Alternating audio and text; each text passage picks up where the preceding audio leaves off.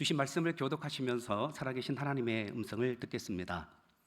안식일이 다 지나고 안식 후 첫날이 되려는 새벽에 막달라 마리아와 다른 마리아가 무덤을 보려고 갔더니 큰 지진이 나며 주의 천사가 하늘로부터 내려와 돌을 굴려내고 그 위에 앉았는데 그 형상이 번개 같고 그 옷은 눈같이 희건을 지키던 자들이 그를 무서워하여 떨며 죽은 사람과 같이 되었더라.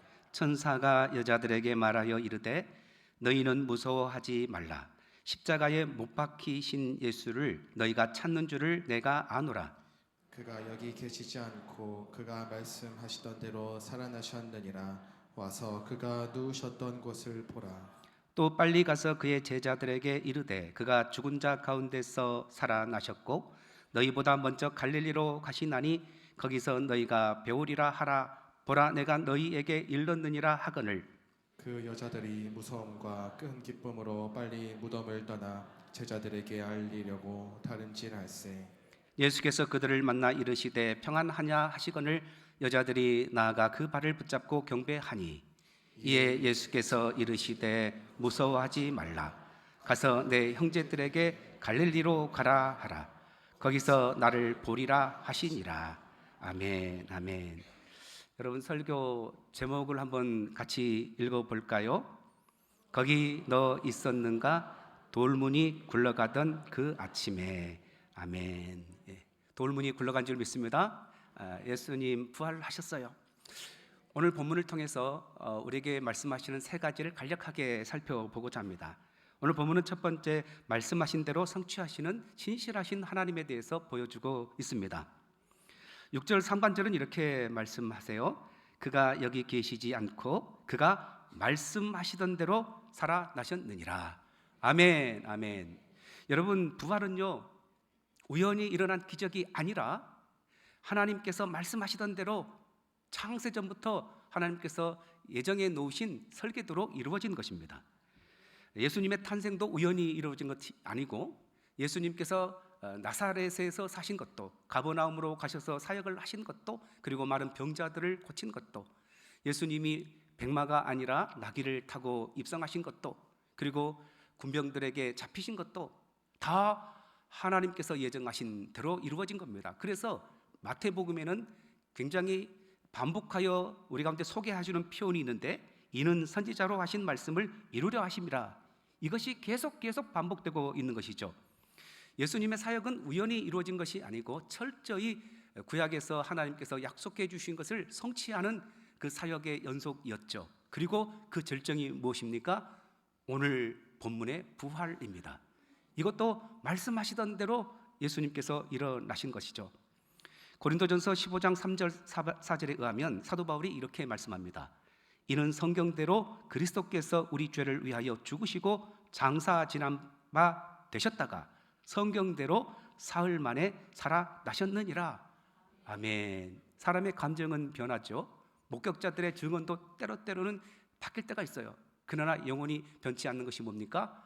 약속하신 하나님의 말씀인 줄 믿습니다. 성경은 변하지 않아요. 여러분, 우리의 삶에 하나님께서 약속하셨는데 그것이 희미해지는 것처럼 보이고 기도해도 응답이 보이지 않는 것처럼 보일 때에 우리는 실망하기도 하고 절망하기도 하죠. 여러분, 그러나 아무리 대제사장과 바리새인들이 예수님의 부활을 막고자 빌라도에게 가서 군대를 내달라고 하고 무덤을 임봉했지만 하나님의 설계도, 하나님의 약속, 예수님께서 말씀하셨던 것은 변치 않고 그대로 일어나는 줄 믿습니다. 그래서 우리가 붙들어야 할 것이 뭡니까? 현실보다 기록된 말씀인 줄 믿습니다. 내 감정보다 변하지 않는 진리를 붙드시기 바랍니다. 말씀 안에 인생 세우면 우리는 반드시 승리할 줄 믿습니다. 아멘. 두 번째, 약한 자를 증인 삼으시는 은혜의 복음을 오늘 본문에서 강조하고 계세요.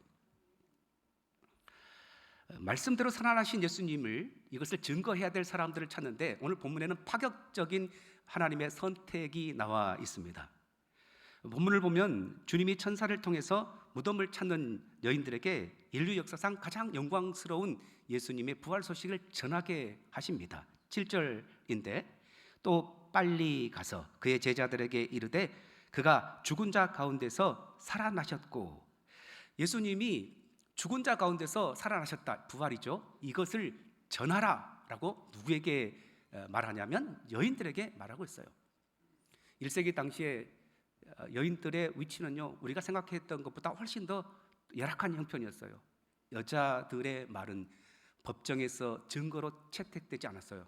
효력이 없었습니다.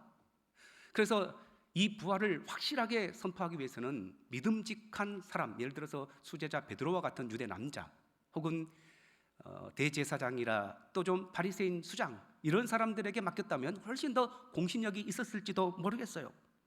그러나 하나님은요, 그런 사람들에게 맡기지 않았어요. 오히려 천하고 낮은, 이제 사람들 앞에서 숫자에도 들지 않았던 여인들에게 이 부활의 소식을 맡기는 것을 보게 됩니다. 우리가 하나님의 역사에서 쓰임받기 위해서는요, 힘이 있어야 되고 외모가 출중해야 되고 많이 배워야 되는 것이 아니에요. 여인들처럼 주님을 사랑하는 그 마음 하나면 되는 거죠. 주님이면 됩니다. 이 마음 가질 때에 우리를 쓰신 줄 믿습니다. 여러분, 이 자리에 혹시 이런 마음 갖고 계신 분 계세요? 나는 배운 것이 없어서, 나는 말주변이 없어서, 나는 상처가 많아서, 나는 실수가 너무 잦아서, 나는 너무 어려서, 나는 너무 나이가 많아서, 그래서 나는 쓰임받지 못할 거야 라는 마음 갖고 계신 분 계세요? 주님은 이런 분들에게 고린도전서 1장 27절을 통해서 이렇게 말씀합니다. 한번 화면을 보시면서 같이 읽겠습니다. 그러나 하나님께서 세상에 미련한 것들을 택하사 지혜 있는 자들을 부끄럽게 하려 하시고, 세상에 약한 것들을 택하사 강한 것들을 부끄럽게 하려 하시며. 아멘. 만약에 하나님께서 완벽한 사람, 말주변이 좋고 힘이 있는, 영향력 있는 사람만 사용해서 말씀을, 복음을, 그리스도의 부활을 증거하게 한다면 사람들이 기억하는 것은 복음의 내용보다도 그 능력 있는 사람을 훨씬 더 기억하게 될지도 모르겠어요. 그러나 하나님은 복음의 내용, 하나님의 은혜를 기억하기를 원하십니다. 그래서 오히려 미련하고 지혜 없는 사람, 약한 자를 선택하신 줄 믿습니다. 그래서 우리에게도 희망이 있는 줄 믿습니다. 그런데 8절에 보면요, 하나님이 쓰시는 그 여인들의 상태에 대해서 이렇게 말씀합니다. 그 여자들이 무서움과 큰 기쁨으로 빨리 무덤을 떠나 제자들에게 알리려고 달음질할세. 그들은 천사를 통해서 증인으로 세움 받았지만 여전히 무서움이 있었어요. 두려움이 있는 거죠. 그리고 큰 기쁨도 있었습니다. 우리가 부름 받았을 때에 완벽하게 준비되는 것은 아니에요. 우리 가운데 완전한 두려움과 염려가 제거된 상태가 아닐 수도 있어요. 여러분, 그럼에도 불구하고 예수님이 부활하셨다는 이 사실이 우리에게 기쁨이 된다면, 소망이 된다면 우리도 얼마든지 부활의 증인될 줄 믿습니다. 예, 이 예배하는 우리는 이미 부활의 증인으로 부름받은 것입니다. 왜요? 예수님의 부활이 나에게 소망이 되고 예수님의 부활이 기쁨이 된다면 비록 삶에 염려가 있고 두려움이 있어도 얼마든지 쓰임받을 수 있는 줄 믿습니다. 이 은혜 가지고 다시 한번 삶의 현장으로 나가시기 바랍니다. 아멘. 마지막 세 번째, 갈릴리에서 시작되는 새로운 회복과 사명을 오늘 본문에서 아주 잘 소개하고 있어요. 여인들이 소식을 가지고 이제 제자들을 향해서 달려가던 그 길에서 부활하신 주님이 나타나셔서 샬롬, 평안하냐라고 물으신 다음에 이어지는 말씀이 얼마나 큰 감동이 되는지 몰라요. 10절 중반절에 가서 내 형제들에게 갈릴리로 가라 하라. 아멘. 내 형제들에게 가라라고 말하고 있어요. 누구에게 가라는 것입니까?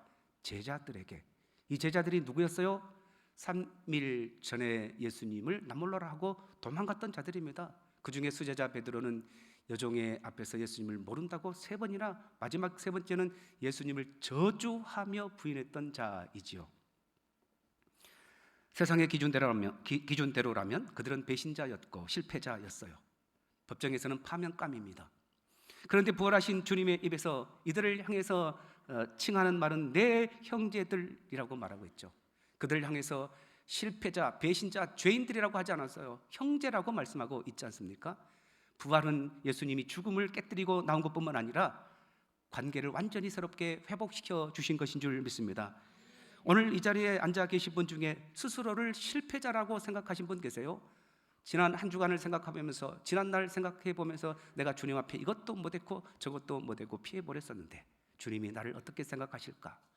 부활하신 주님은 여전히 우리를 형제로 가족으로 생각해 주시는 줄 믿습니다. 그리고 이어지는 주님의 명령, 갈릴리로 가라 하라. 왜 하필이면 갈릴리일까요? 왜 예루살렘이 아니고 왜 화려한 성전이 아닌 변두리 갈릴리일까요?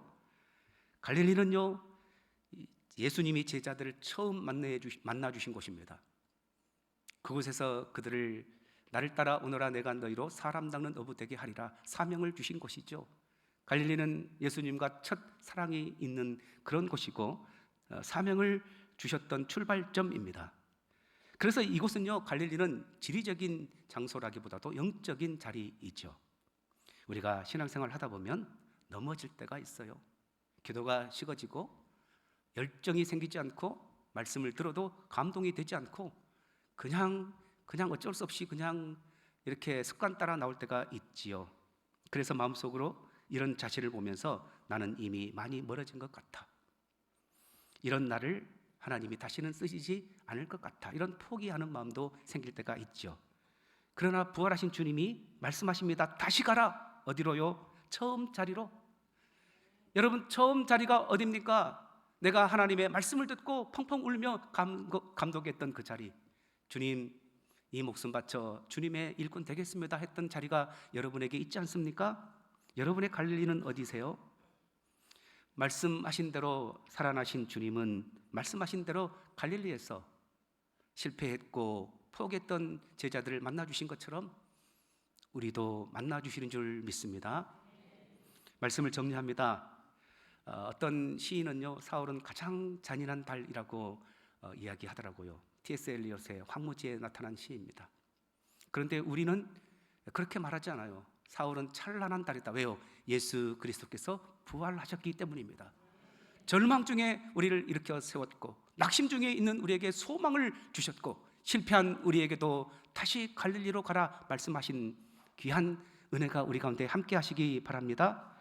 부활하신 주님은 오늘도 저와 여러분에게 내 형제여 자매여 갈릴리로 가라, 다시 내가 너희를 그곳에서 기다리겠다 약속해 주십니다. 이제 모든 실패 그리고 또한 배신 혹은 주님을 실망해 드렸던 것이 있다면 나를 형제로 인정해 주시고 말씀대로 부활하신 주님께서 내 손 꼭 붙들고 내가 너희를 다시 사명자로 부르신다라는 음성에 귀 기울이고 삶의 현장에서 부활의 증인으로 힘있게 살아가는 우리 모두가 되어야 할 줄 믿습니다. 기도하겠습니다.